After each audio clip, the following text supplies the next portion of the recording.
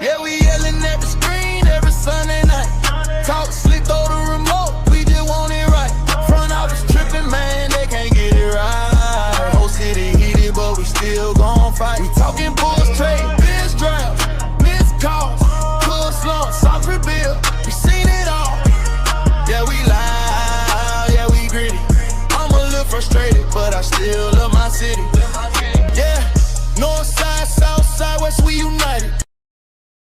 Welcome, welcome, welcome. Frustrated Chicago sports fan channel. We are here with Western Conference Finals recap / finals preview.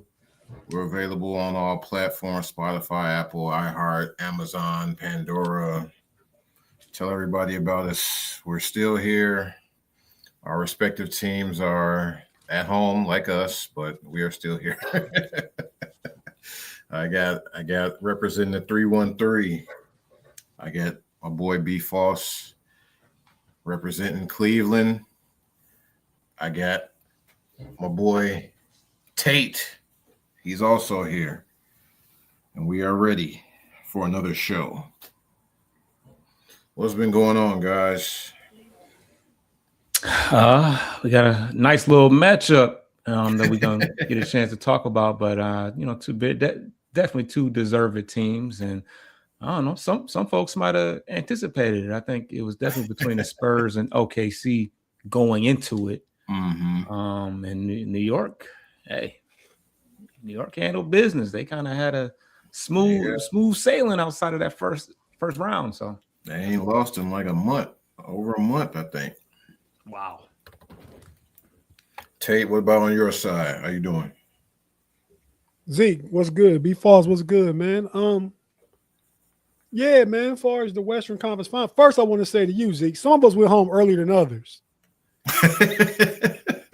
And that one ain't false. Some of us went home way early, though. And that's at you.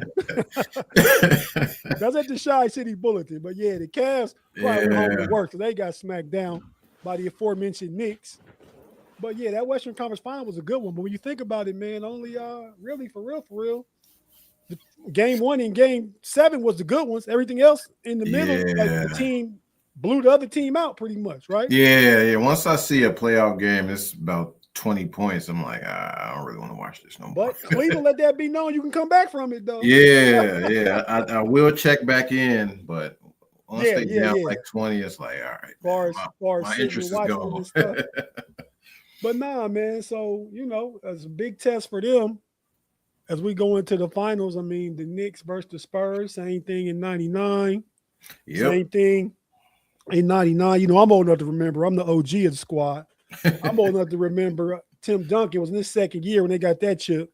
Yep. You know what I mean? So Wemby in his third year. But not really the same. Like not really the same with Tim Duncan. He came into a well-oiled machine. Yeah. No, I'm not saying it's the same. I'm just saying Spurs big men. Mm-hmm. And they, early part of their career, it starts, right? Yeah. Mm-hmm. Nah, man, I'm just wearing a Under Armour bucket. I thought that was UNC. Nah, it's Under Armour. Oh, okay. I'm about to say, you a UNC fan too? Oh, come on, man. I wouldn't get the producer the credit. I wouldn't show him none of that respect. I can see how you could say that though, because it's got a bluish hue to it. Right? Yeah, I thought it was UN, and I thought it was a C on there. It's slick though. I ain't never seen it. I guess I've seen it. But was 99 the shortened year, the strike year or whatever? It was a strike year. Okay, I faintly remember that. Mm-hmm. Yeah, I remember that. Before we really get into this, has there been any news or any rumors from you all's respective teams, Detroit or Cleveland? Bulls still don't have a coach. Other than that, that's pretty much it. Bulls are working out a couple of draft picks, but yeah, we still don't have a coach. There's really nothing popping off. I see Cleveland saying they're going to run it back, though. Yeah, well, I think run it back with Kenny Atkinson as the coach. I mean, I think, hard to be back just because of money, the money situation. You can't trade Darius Garland and let him know. he gonna opt out his contract and re-sign a two-year deal for less money. He is making 42. He probably gonna sign 2 for 60, something like that. Is what I'm hearing. So you bring 13 million off the salary cap. He get a whole off season, Donovan Mitchell. But it's been speculation about trading some of the other pieces, maybe even Evan Mobley, right? It's word out today that the Thunder is interested in Evan Mobley. Who? The Thunder, OKC. Damn. And it makes sense, right? I mean, because they know for the next 8 years anyway, they got to go against Wemby. And you need some, not to stop it, but to at least try and compete with it. We saw, Chet didn't even show up, right? Nah. And he just different, right? So, but there's been speculation about that. Now, I do think some players won't be back for Cleveland. Been talking about if it's not Evan Mobley, maybe Jared Allen gets traded, Max Strus, some of those other, a lot of guys won't be back. Dean Wade won't be back. A lot of pieces. Things gonna change. Maybe not the major 3 players, which I say will be Mobley, Mitchell, Harden, or Allen, Mitchell, Harden. But I believe one of Harden or Mobley are gone. However that happens, and some just some tweaks around the other pieces. We need to get more athletic. Need more athletic wings that can D up and stuff like that. No Diddy can play defense. And we don't want D's up. No way. Yeah, that's crazy. That's crazy. But yeah, man. So that's what's going on in Cleveland, man. Kenny Atkins is back. Kobe Altman and Dan Gilbert. Like I think they two positive seasons. I think he may have to change some pieces on his staff just to get a couple guys in there that's a little tougher, a little more, in your face kind of coach, because you can't just be at the detention school and be the nice teacher, nice substitute. You know what I mean? So yeah. What about you, B. Foss? You heard anything on the Pistons side? During contract news, I've heard a couple of different things. I've heard, speculation of I think $35 million deal. I've also heard news that they are far apart from an agreement. So yeah, I've seen that too. Yeah. So I've seen both sides of that. I've seen some draft stuff about possibly, trading up, trying to get that, the big man from Michigan, Luxembourg or whatever his name is, Lundenberg. Oh, I like him a lot. Yeah. No, that would be great for us. That would be great. He's an older guy. Yeah, which is he old as Tobias though. No, I'm saying he kind of like Tobias in build and kind of play style. Yeah, so that worked. That and the fact that we don't need any more projects. We don't need guys that need to develop. We need a guy that he's definitely ready. Right, he's 23, 24 years old. You can put him right in there in the starting lineup, and he doesn't have to be the number 1, number 2 type guy. He can just come in and fulfill a role. But outside of that, of course, the rumors of what big name we're gonna, trade the farm to go out and get. So, of course, your Kawhis, your I seen Paul George, which is just terrible. Like, what are you talking about? Trey Murphy. His name always floating around. Yeah, and I think that they showed a proposed trade. That the Warriors where they didn't even bat an eye, and it was a nice little deal. It was like 2 first-round picks. It was Kuminga and maybe one other guy, and New Orleans said not even thinking about that. So we'll see. We'll see what ultimately they plan on doing, but New Orleans is kind of a mess. They got Zion, like what's the future with that? Although he did play like 68 games last year, which was the most he's ever played. So I don't know. I mean, Kawhi would be cool, but absolutely not Paul George, especially for the amount that he makes and the amount that we would have to give up. But I think that we definitely tasted blood this year, and we know that we have to get a lot better, especially because the Eastern Conference is going to be a lot stronger. So a lot going on. All right, Tate, you spoke on getting somebody to compete with Wemby. is this the beginning? Have we seen the beginning of the Wemby era?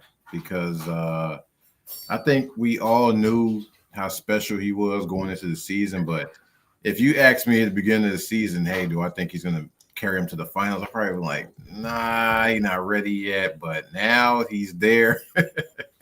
He's already there. So is this going to be the future from here on out for the West? It's the right now and it's the future. I've been telling your producer that for about 3 weeks now, man. Yeah, I know. He part of the Wemby is over. No, he's not overrated, but the whole Wemby, got to earn some respect. Wemby earned all my respect from the time he shot was it the first round? He shot the bow to the Timberwolves. I say, oh yeah, you like that? Yeah, I like that. I mean that shows some grittiness and toughness. Whether he got whooped or not, right? I mean, you can't let guys do that to you. You gotta let them know you're gonna do something about it. Mm-hmm. You know what I mean? And when he did that, I was like, okay, yeah, he about that, right? So, and then I mean, talk about he shoot too many threes, but him shooting threes is him being in his bag. I mean, you don't. I mean, some stuff you pull out when you don't always have to do it because you can do it. But sometimes you got to remind them, I can do this, and let them know, because that opens up the rest of the game for everybody else. When you're 7'5" center can hit threes, and look how he changed the game defensively.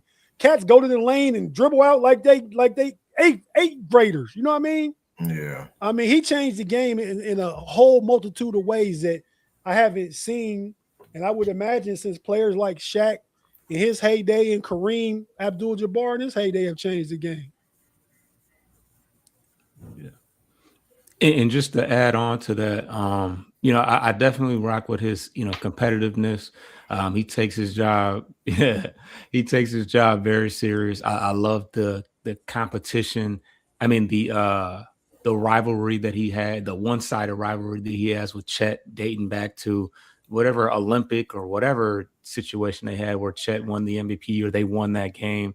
And he's really, I mean, Chet, like it or not, is a max. He got the max, right? Or he got a bunch of money anyway. Yeah, he got his max. And yes. I think it was a guy. I mean, I think it was like the under 17 Olympics or something like that. They go back that far, something like that. Yeah. Yeah. So he had a grudge. Yeah, he takes it very serious, and he's a little young. He's a childish. He had the trophy in his hand. He was like letting the San Antonio fans touch it, but not letting the OKC ones. That is part of him being young. But I like that. You don't have to worry. Oh, is Wemby giving it his all? Does he care? That part.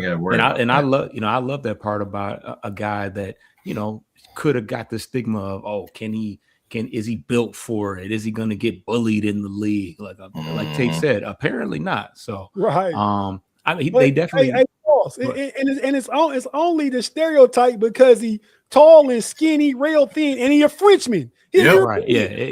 Automatically, you look at him. These American jokers think, oh yeah, we gonna get him. He's soft. Nah, catch this boat, Joker. Right. But I mean, I think that the Spurs, just the fact that we didn't know whether or not this was going to be their time. We talked about it all year. They had. OKC had a lot of injuries. That Jalen Williams situation, he was kind of, since last finals, he was kind of injured too. So I think that definitely played a factor. But the team as a whole is just getting deep. It's just getting deeper and deeper. And when we say that, is it their time? I mean, I think OKC is going to be back. We'll see what they do. But they still got tons of draft picks. They still got the assets to make some moves. So I think it's going to be a two-headed match for quite some time. Because at SGA he'll be back, and all those guys will be back. We'll see what happens with Chet though. Chet's gonna have to get it. Chet's gonna have to get in his gonna have to get in the gym too though. Because he got embarrassed. 4 points, 35 minutes, 4 points. Yeah, he only took 2 shots. Come on, man. That is unacceptable. Now we got a lot of people. We got a lot of people talking lot of knee jerk, like, oh man, they gotta get rid of Chet. It's over for Chet. They saying that. I said That's a little too soon for that. I said something about the interest in Evan Mobley. The actual trade proposal that was out that I saw was because think about it, they played most of the season, a lot of the season, and a lot of the playoff games without J-Dub was for J-Dub and Lou Dort and pick number 17 this year. They got 12 and 17 picks. OKC do. So J-Dub, Lou Dort, and pick number 17 for Evan Mobley. Sound like they would try and put Chet and Mobley in a front court together to be able to maybe try and combat Wemby going forward. Hold on, is Mobley better than J-Dub? It's about fitting pieces. I think far as J-Dub go, I mean the Cavs need wing defenders, right? They obviously see we need another bit. I ain't saying he better, but I mean, but you're adding on first round picks and other shit though. Oh yeah, well I think if they want them that bad, like you said, they got assets. So sometimes if you got the bread, you outbid somebody just to make sure you get what you want.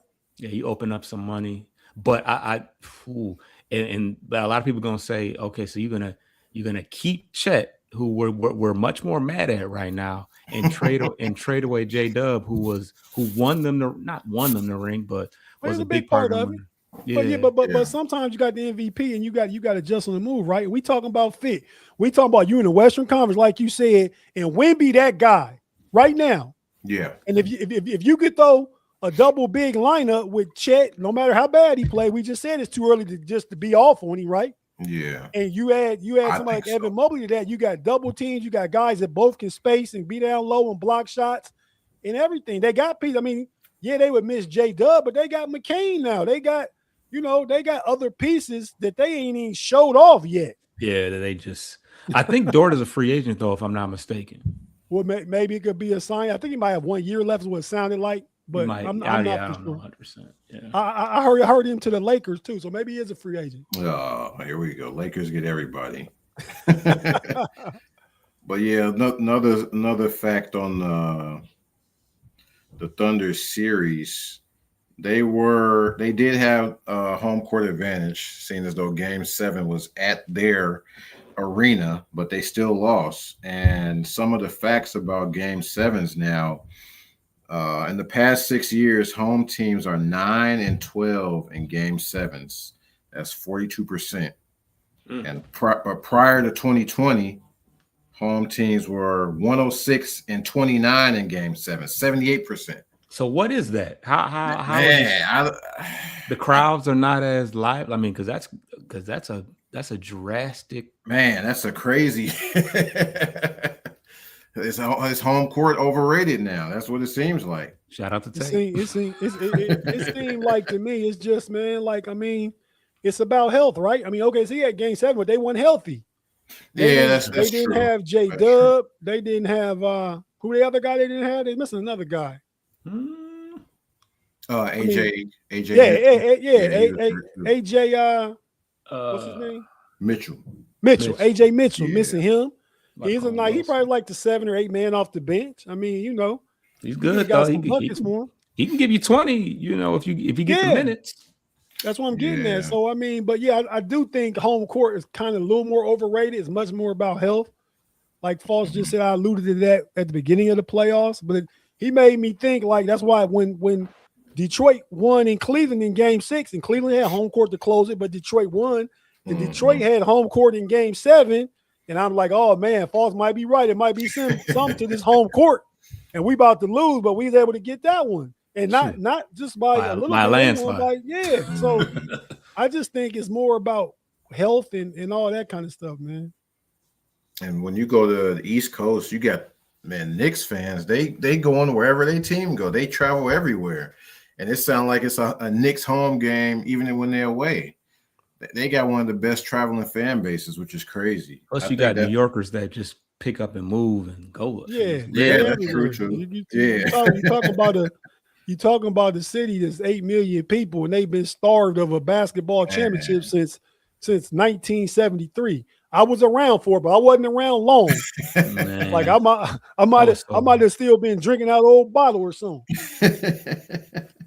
it's kind of crazy to believe because it's such a big market. They spend all the money, and when you think of New York, you think of street ball, basketball. So it's kind of like that's why they losing their mind. Like if they mess around and if they win it all, oh my God! Hey, don't worry about it. Don't worry. Wimby got something for that. See, that's not how it's supposed to go, though. They ain't been nowhere, and they in the finals. So now they got to take their lump in the finals now. They dethrone the champs. Look what you just said about home court, Zeke. Look what you just said. Today's NBA and yesterday's NBA. The prices is different. New York gonna be crazy, though. That's true. To go back to the Thunder, give me one word to describe Chet's Western Conference Finals. Anemic. I was gonna go with another A word. Afraid. He's supposed to be the second best guy. You can't take two shots. Come on, man. Tate. I'll just say intimidated. It's crazy because he'll never admit it. He'll never admit it. I started to send y'all that. I don't know, y'all might have seen it, but in the chat, seeing that AI Instagram video, like when Shea was going around the locker room, then Shea got done, punking everybody. I mean, the ref, he threw him out. Then he got to Chet, and I'm gonna let Wimby deal with you. And Wimby said, "Here, taste my French baguette." You know, a loaf of bread. How he was holding it and shit. You saw it, False? I think I saw it on the timeline somewhere in the past. That was crazy. Yeah, AI is crazy. AI is undefeated. One more thing about Wimby. You think Giannis could be an answer to stop Wimby? I think I would love saying no. I would love to see that battle, but like Giannis, when's the last? Has he ever been known as like a defensive stopper type? Like, he's physically not really. He's physically imposing. He got 2 DPOYs though. Wow, that is true. Now, I mean, like it's certainly not in the last couple of years. He's been hurt. No. But yeah, but that was part of it, right? Though, like they was said that the Thunder have more interest in Evan Mobley than Giannis. I think it would be easier to get Giannis because the Milwaukee want to rebuild. Milwaukee could say, "Here, take we give you 5 picks and give us Giannis." You know what I mean? But so that's was what consideration, but it sounds like now they want to stay young though. Yeah. Oh, OKC want to stay young? Yeah, OKC want to stay young though. Yeah. Which why Mobley makes more sense. I get it. Right. Yeah, the only thing I'm hearing about Giannis is he definitely I haven't heard anything about him going west. He wants to stay in the East. Yeah. And I saw a report that says he's only going to re-sign if Miami take him. I don't know how true that is, but I heard he coached her. I mean, at this point, I think New York was on a small list, but obviously they ain't breaking that up at this point. So nah, they ain't got this. It made sense when the town stuff was shaky. That made more sense. But now, I mean, Miami is the only thing that seems feasible. I mean, it was talk about Cleveland, but I don't think he, like Zeke said, I heard that he only is re-signed in Miami. And but to me, from a basketball perspective, that don't make a lot of sense for Giannis himself because whatever they got to give up to get you, now you going to a team that you taking away from, and now you're going maybe not as bad as Milwaukee, but a similar situation, right? I mean, you imagine get them Hero out of there. They probably got I was gonna say what they got to give up to get him. Khalil Ware, and probably the dude from UCLA. Oh, Vasquez. Is that his name? Yeah, Vasquez. Okay, Greek. No, Hero makes sense because he's from Wisconsin. Hot kid. Yeah, Jaime. Yeah. What I say? Did I say Vasquez? Vasquez. I'm thinking of Grievous from Maryland. He used to go to my barber that I go to, but yeah. Oh, Maryland. Yeah. But I would think Giannis's his market has increased, seeing as how Chet didn't show up in the finals, so now they need somebody to. Hey, we need somebody to stop this this French guy, Wemby. Yeah. But wasn't they saying earlier in the season that Giannis might go to the Spurs, team up with Wemby? Oh my God. Yeah, well, they were talking that like them two. But Yeah. I mean, the Spurs, and you know what? Really, I don't know as far as the Spurs go. To me, at one time you asked me a week ago, I'd have said that De'Aaron Fox is tradable, but I think that De'Aaron Fox is a good fit. He brings veteran leadership that calm them boys down. But Castle a dog. Yeah. Castle game. Yeah, he gonna get the keys soon. Castle, Harper. All of them. Yeah. So that's why I say Fox could be bait. I mean, just talking about the Spurs, not that he goes into the discussion. Mm-hmm. I agree. Let me give you guys an update on the Bulls coaching search. Like I said earlier, we still don't have a coach. Let me find in my notes here. Bulls, Blazers, and Mavericks. Excuse me. Only teams with no coaches right now. Bulls are looking to interview Kevin Young, BYU coach. Other than that, that's pretty much it. Y'all, I heard y'all had interest in one of the Cavs assistants, Johnny Bryant. Oh, I didn't hear that. Yeah, I mean, I heard that on this side of things, but I mean, okay. might not be serious interest in, but yeah. Mm-hmm. Yeah, Kevin Young, he was assistant with Phoenix. Then he went to BYU. And the normal names are still there: Tiago Splitter, Micah Nori, Jerry Stackhouse, and some guy named Lamar Skeeter. Pause. That's funny. Yeah. But can't be worse than Mo Cheeks. But yeah, that kind of wraps up the Bulls coaching update. We still don't have a coach. Draft is looming, but I have faith in our new GM and president. So we're gonna take a small break, come back with Cut the Crap, and we will talk about the tanking rules and finish up with finals predictions. So let's go to break. We'll be back.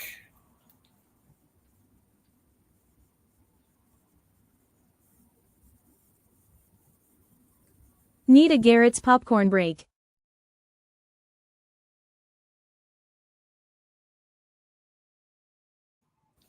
Frustrated Chicago sports fans, we are back. This is a finals preview. Available on all platforms: Spotify, Apple Podcasts, iHeartRadio, Amazon, Pandora. We are back, and we are going to go to our favorite segment. It's called Cut the Crap. So what do we got, Pay? So I want to start with our fans. I need to say I'm sorry, because the results obviously just haven't been there. It's not something I'm proud of, and it's something that I want to get right. Ultimately, it flows up to me, and I take responsibility. So I do feel that today is a step in the right direction. After hiring a new VP, the president and CEO of the Bulls, Michael Reinsdorf, apologized to the fans. Y'all buying it, or is he full of crap?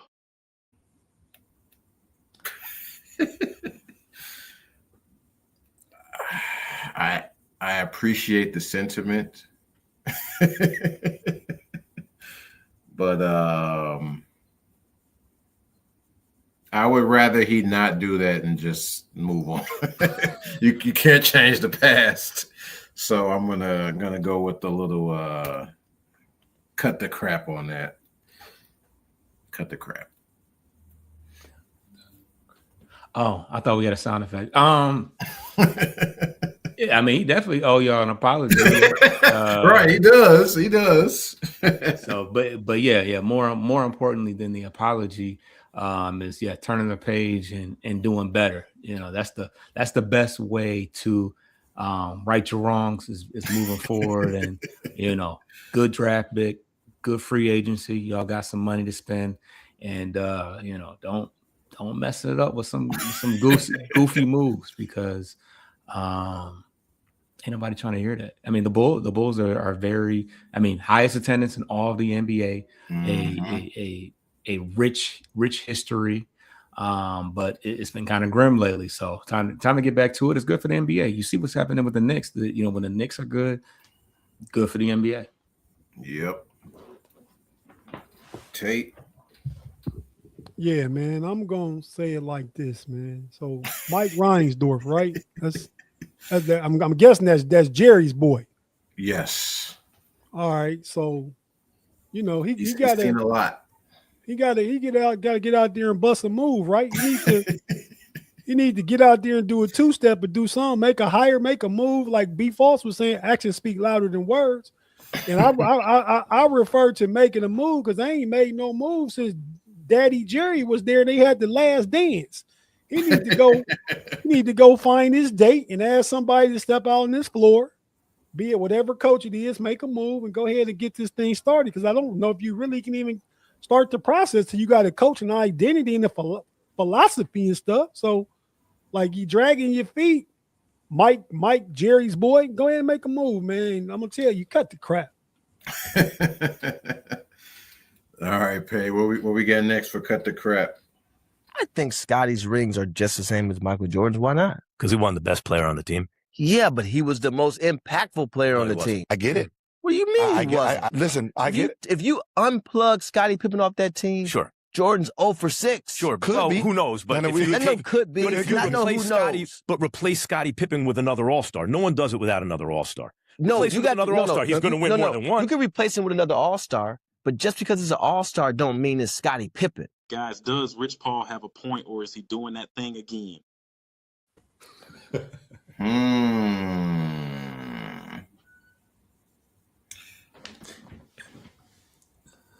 What is the statement? The statement was that his rings are equivalent to Jordan's rings, or they are on equal value? I think he was talking about, let me see if I get the full quote. He is basically saying Scottie Pippen was just as important as Mike, I would think. Okay. I don't know. One hand washes the other. Well, he says Scottie Pippen was more impactful than MJ. Yeah, he did say that. Yeah, that's wild. That's kind of crazy. I think that part jumped out at me. I think that's where he kind of loses me. I understand that, he plays a special role. He guarded the best player. That's bold.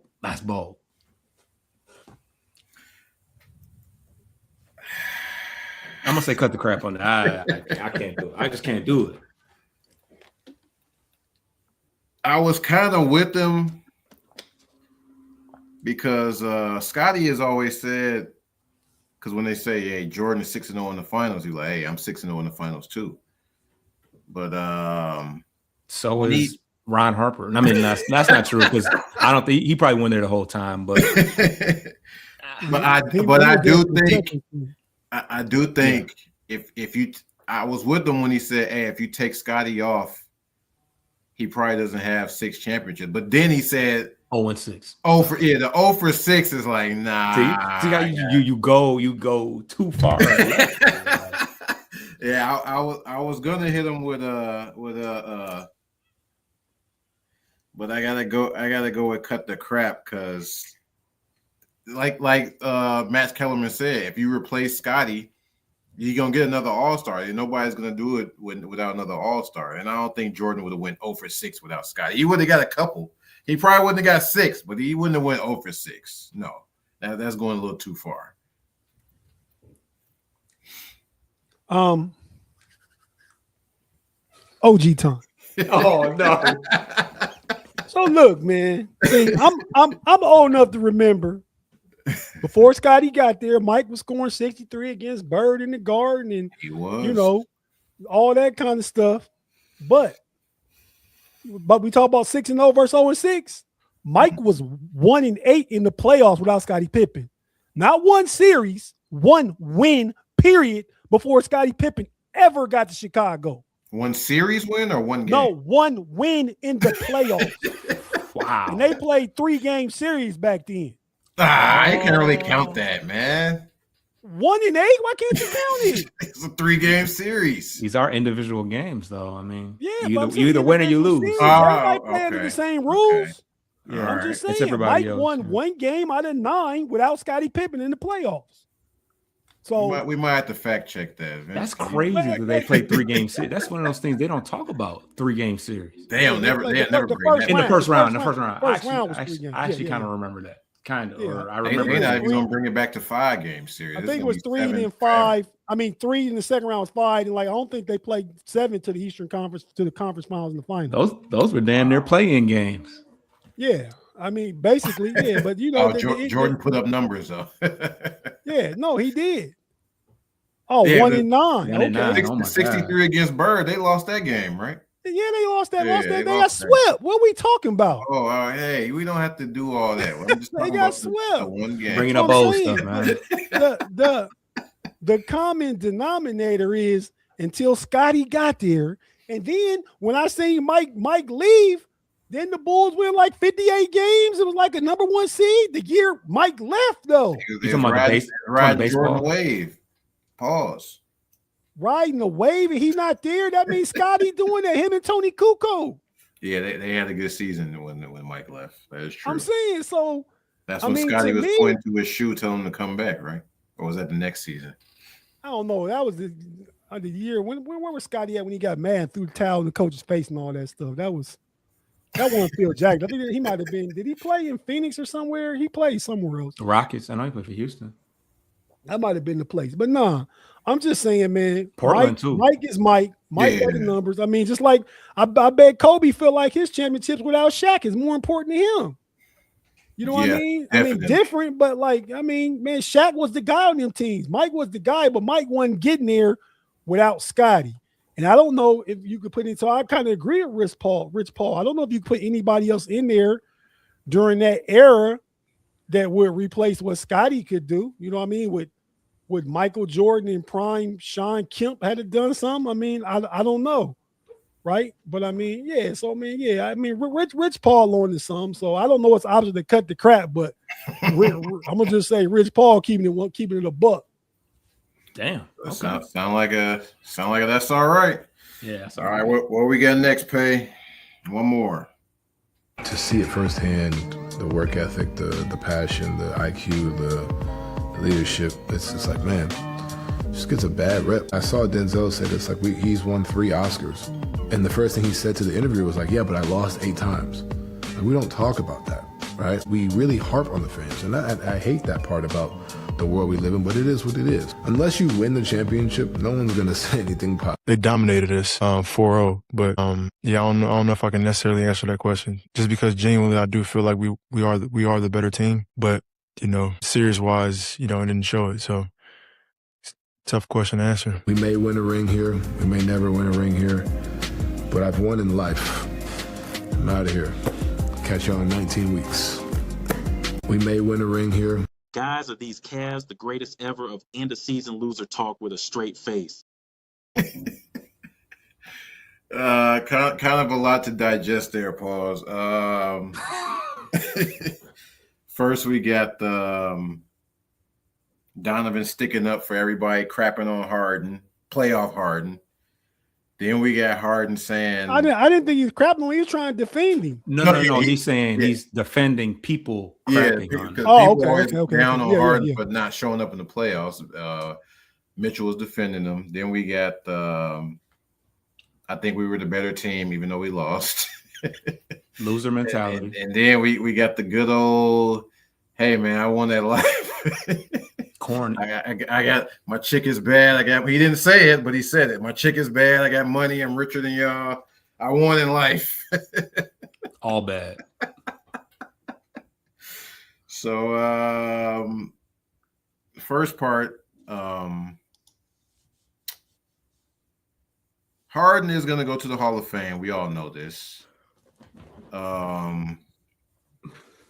He's got Hall of Fame numbers. He got MVPs, All-Stars, All-NBAs, all that. But he does, unfortunately, have that reputation of not showing up in the playoffs. So it got to the finals that one time He wasn't the man though with OKC when they lost to the Heat. That's his. I believe that. I'm pretty sure that's his only finals appearance.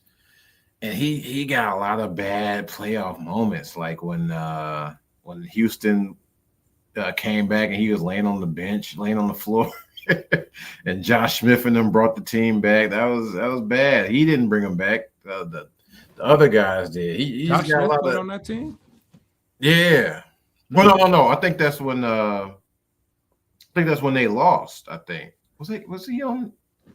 Because they was playing the Clippers, I believe. I think that's when Houston missed like 23s in a row. I think that's what I'm thinking of. And Harden was on the bench. I believe so. I have to fact check. But yeah, Harden got more bad. I think he got more bad playoff moments than good ones. So I mean, I know he's gonna defend him. That's his teammate, but he got a. Why do you use that silly Denzel Washington comparison? like if an Oscar is the championship, right? Why are you comparing the two when he has 0? Right. He got MVP. Maybe that's what he's talking about. He got an MVP. Then the whole we're the better team. The better team usually. How are you the better team? You got swept. And maybe talking about analytically, like the coach was talking about. With analytics or something. And then with Donovan, I won in life. He did win in life. He's winning. All these dudes won in life. Yeah, so a lot of these, man. Ed Holmgren won in life. Jonathan Isaacs, he barely playing. He getting millions, hundreds of millions. Big winner.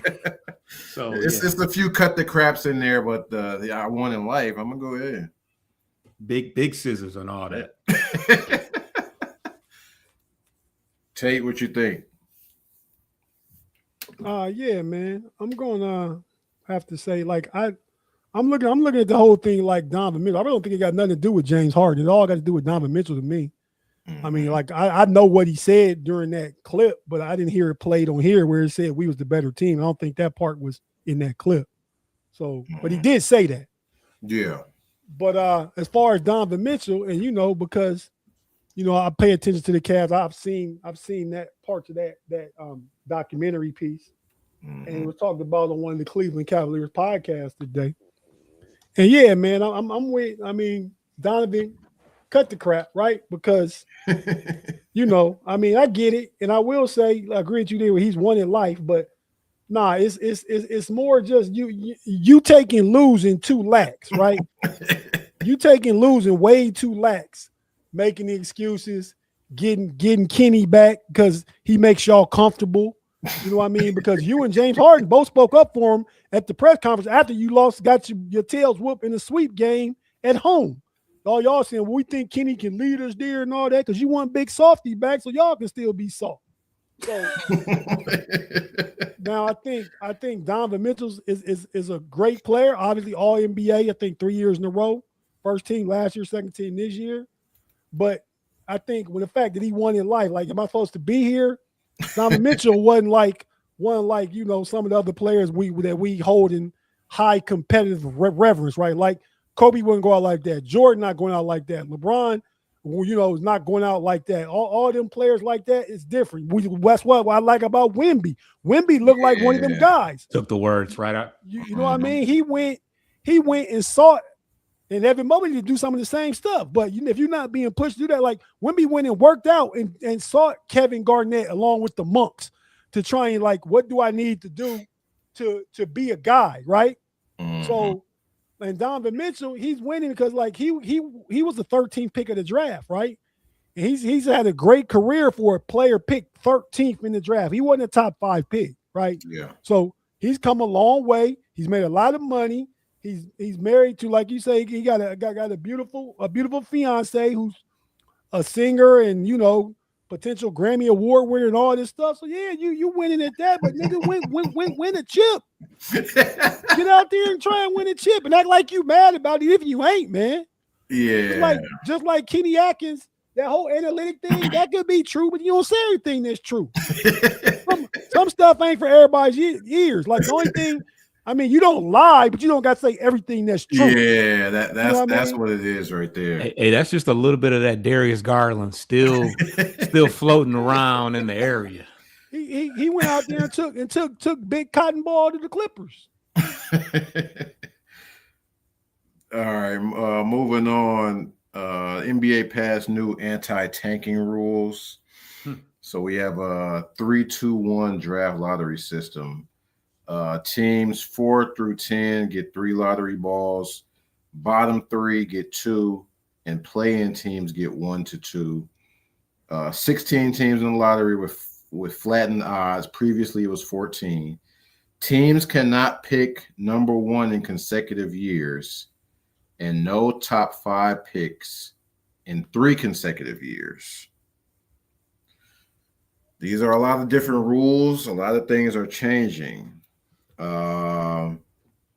What do you guys think about these new rules? Do you think it's going to stop tanking?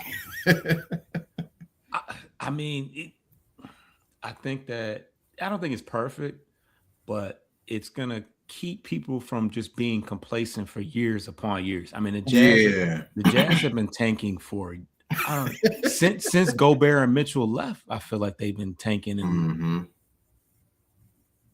I mean, it's gonna push you to not just say, well, we'll just collect the next couple of number 1 picks or top 5 picks and call it a day. Like, so there should be a little bit more competition, but I don't know. There's gonna be flaws in it. It's gonna screw certain people up, certain teams over that are genuinely just that bad. But I believe something had to happen. I believe something had to happen, and the fact that there's some incentive this year. Right. Yeah, it got to a ridiculous point. And just the simple fact that there's some incentive to at least be a play-in, and you can still fall in, will encourage people to be in the play-in, make that more competitive, because even if you really shouldn't be there, or you're on the cusp of really whether you should be there, you can still have a chance at winning the lottery. So it should help, but I think certain people aren't going to like it. I'm wondering what they're going to do with the teams cannot pick number 1 in consecutive years. So when they doing the draft lottery and it's down to 2 teams, are they going to be like, hey, well, you get number 1? Wait. No, you got number 1 last year. So does it just drop down to the other the team right under you? Go to number 2. That's how. Okay. Yeah, that's how. I mean, I don't know. That's how I would think it would work. What you going to do? Everybody else?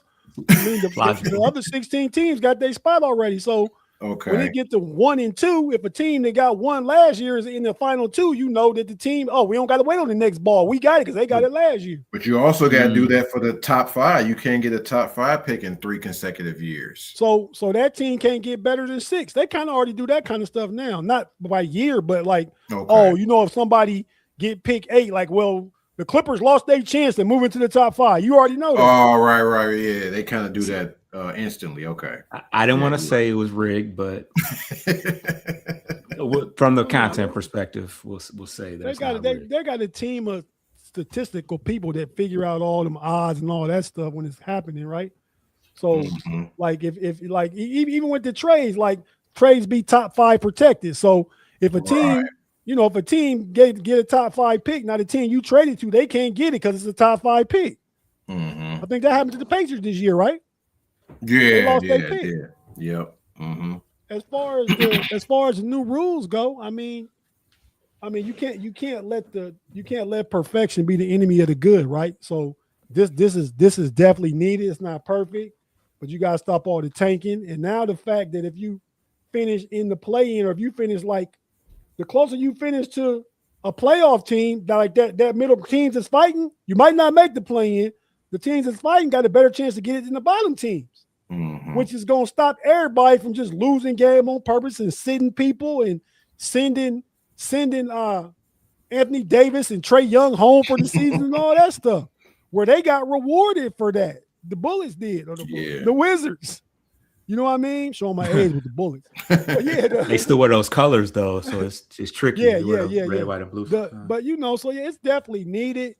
I think it'll take some time, but ultimately it'll improve the competitive balance. And another 5, 6 years, we'd be used to it. It won't be nothing. You remember when teams used to lose on purpose? You know what I mean? Yeah.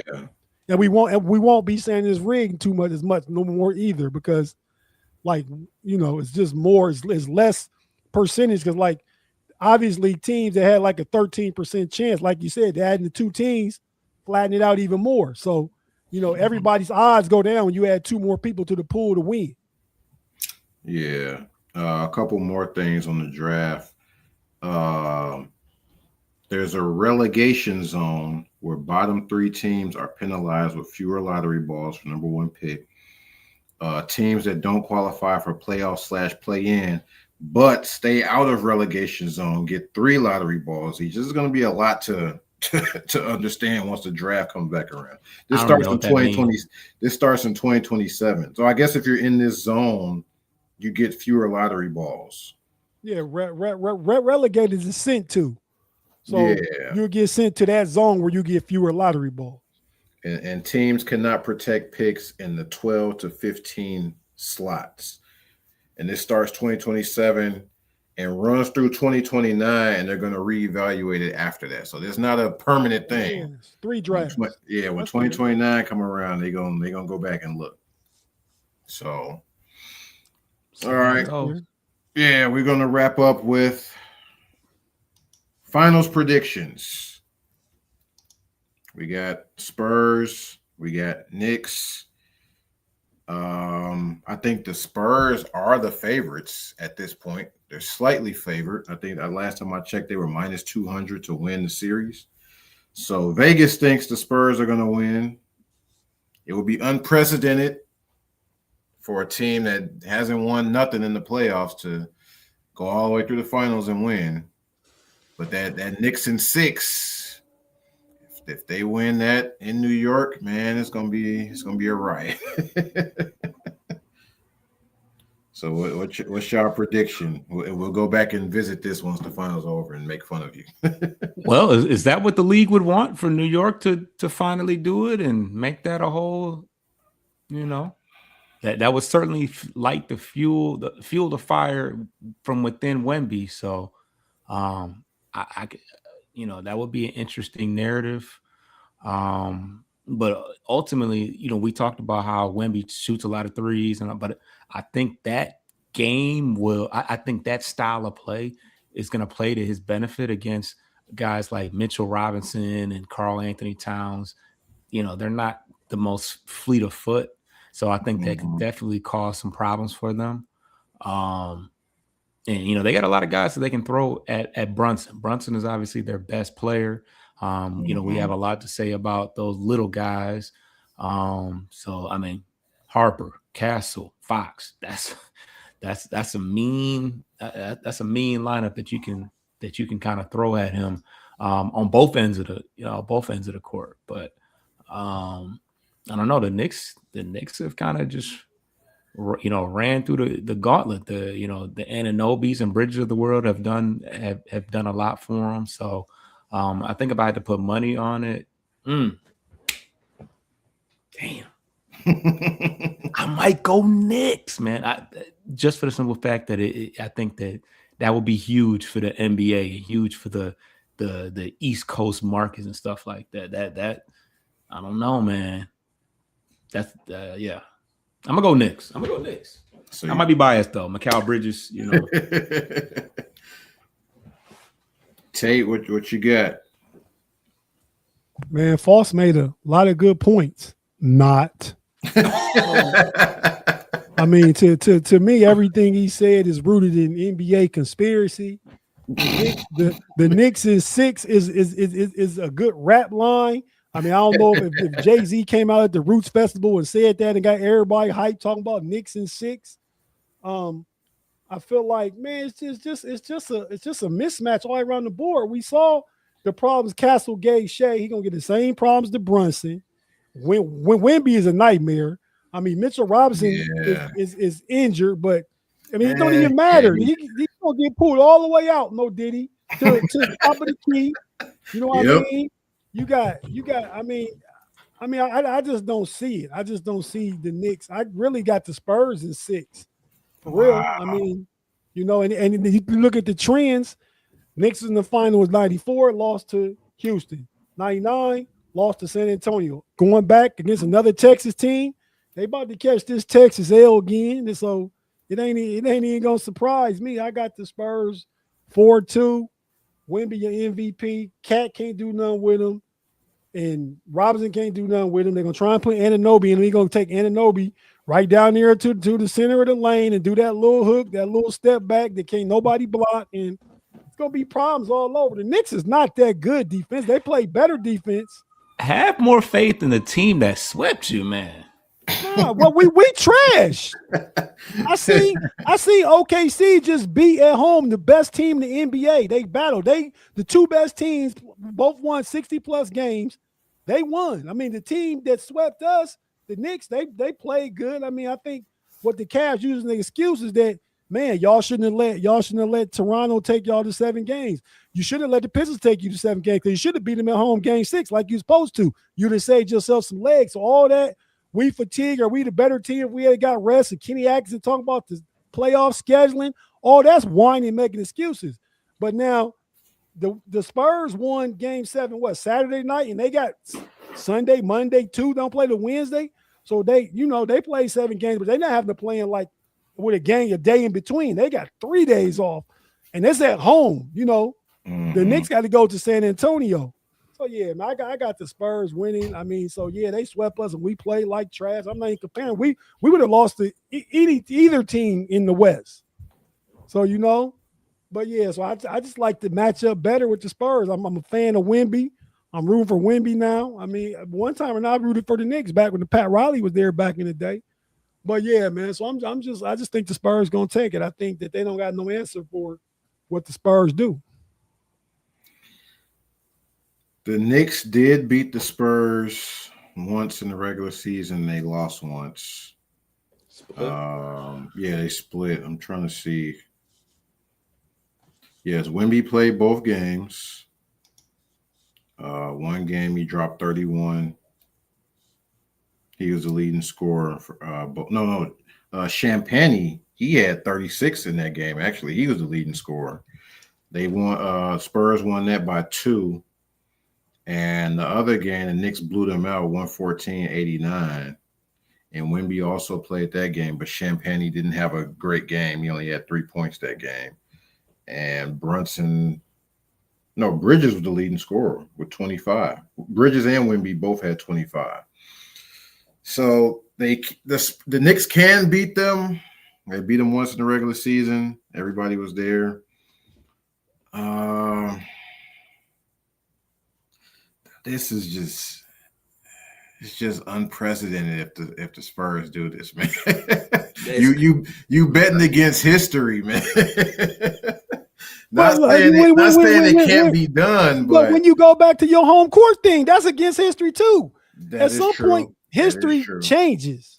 But you just said that the Knicks have been taking L's in the finals, so that going against. Okay, so that could change too. But this is about who I picked. I'm just saying I ain't basing it on that. I said matchups too. Yeah. I'm saying they're gonna catch another L from a Texas team, not because they lost to the last Texas team 27 years ago. That don't got nothing to do with it, really. Yeah. This is gonna be 3 finals in a row for the Knicks and 3 losses from teams from Texas. I think somebody said SGA's in the paint scoring went down like 20% just because of Wemby. And Wemby don't even have to block your shots. Just the fact that he's just lurking around there, he making you change your mind. So all that stuff Brunson was getting in the paint, he ain't doing none of that against Wemby. Man. I don't think it's going to be a quick series, though. I don't think it's not going to be a sweep either way. I don't think it's going to be in 5 either way. I think it might go 7.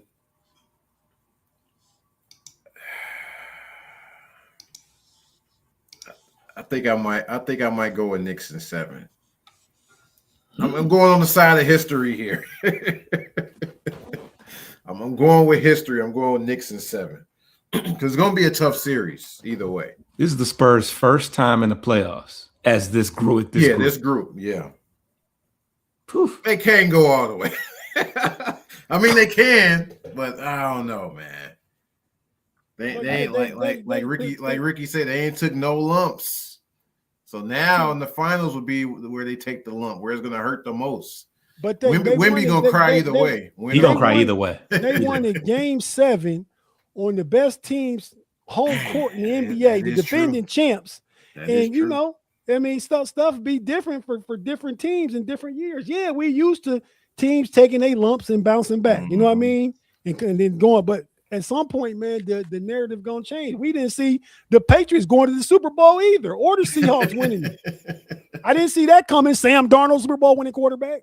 What about the fresh legs? It certainly played a factor in the Cleveland series. But that's why I said they got 3 days off. Cleveland played a Game 7, got 1 day off, had to go play New York again. They lost the game they should have stolen. That sent everything downhill. For sure. It was over after that. Yeah, definitely over. Okay. That's fair. That's fair. And San Antonio don't have to travel. They're home. Yeah, they're home. Right. Yeah. The first two is have a day off. They probably traveling to go to MSG. They went from Detroit to New York. You know, OKC ain't that far from San Antonio. They went home and they've been at home since Saturday night, probably. Yeah, Nick's gonna have to steal one of them first 2 games. If they go down 0-2, it's like I don't know. I don't know. They've been rolling, man. Yeah, but it ain't like, I mean, the Spurs played Minnesota, they played OKC, the Knicks played the Hawks, the Knicks played Philly, and they played a trash Cleveland team that's super tired. I mean, you know, with Hall of Famers and All-Stars on every team. Yeah, but I mean, Philly though. What we think about Philly all year? Atlanta still got to take them lumps. They one of them teams for sure. Yeah, Philly played a 7-game series against Boston.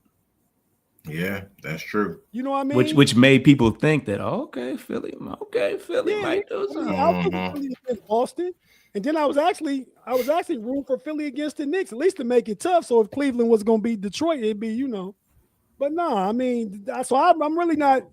Even though they won 11 straight, the Knicks can be beat. The Cavs should have beat them. The Hawks did beat them. Philly just gave up. They didn't have no heart at all. Neither did Cleveland. Yeah. So I feel like they played 2 series where teams just laid down. Yeah, they swept them, but they playing laydowners. Yeah. So we got it's okay. I don't mind being right by myself. So find out in the Slack who Rick likes. So hopefully I can be the last man standing. We got game 1 starting Wednesday, June 3rd, 7:30. All games on ABC now. No more Amazon Prime and all that. We back to ABC, ESPN. Game 1 Wednesday, 7:30 p.m. We're gonna see in San Antonio. So wrapping up. It's 8:30 p.m. for us cats on the East, boss. Don't let. Oh, okay. Yeah. Wrapping up. Let the people know what you guys got going on. What's popping on your side in Detroit? Be false. Post game podcast. Definitely want to subscribe to that. Should be a whole lot of draft content and free agency as well. It should be a eventful and active off season for us on a lot of different fronts. But we will be covering everything and providing you guys with player profiles for free agency and the draft, which is sometime in June once the finals is over. So yeah. Tate, what you got? Yeah, man, the homie Tate from the Know It Alls podcast, man. Tap into the Know It Alls YouTube channel. We got a multitude of shows. We do a lot of stuff about the Pittsburgh Steelers, Dallas Cowboys. We talk, obviously, NBA. We had this show on once a week on Monday nights on the channel. We talk NBA. We're going into football season, obviously, in college football. Got a show called Jag 2G where we talk about stuff, that's connected to the game, but not in between the lines or on the field, not scores and stats, but just everything else around the game. We talk about that stuff. So, a lot of good content starting this week. We have shows every day of the week. Every day of the week, Monday through Sunday. So tap in. That's the Know It Alls YouTube channel. Myself, my homie Mod and Big G. Tap into that. There you go. Pay had it up. Pay actually rocks out with us on Friday nights on the Homies podcast. On that show, that's a fun show. Him and my boy B Dirt. So yeah, just tap in whenever you get a chance. There's always stuff out there. Appreciate you. And sports, life, and hip hop. We got the Black Boy Art Show rolling out right now. We got a couple of interviews set up coming soon. So check out Black Boy Art Show. That's what we got out currently. So wrapping up, we'll be back next week. By next week, we will have 2 games down. We'll see who's up 2-0 or down 2-0, or maybe it'll be split. So wrapping up, frustrated Chicago sports fans, check us out. We'll be back next week. Peace out. Bye. In 6. Fuck your life. Bing bong. If you see these dogs in your front yard, Appreciate you tapping into this latest episode from the Frustrated Chicago Sports Fan channel. Don't matter if you was watching on YouTube or listening on Spotify or Apple. Make sure you like, subscribe, share with everybody on the block, and hit the notification bell so you never miss none of our daily drops. And to all the guys from the shy, we say 3 things. Bear down, fly the W, and sell the team, Jerry.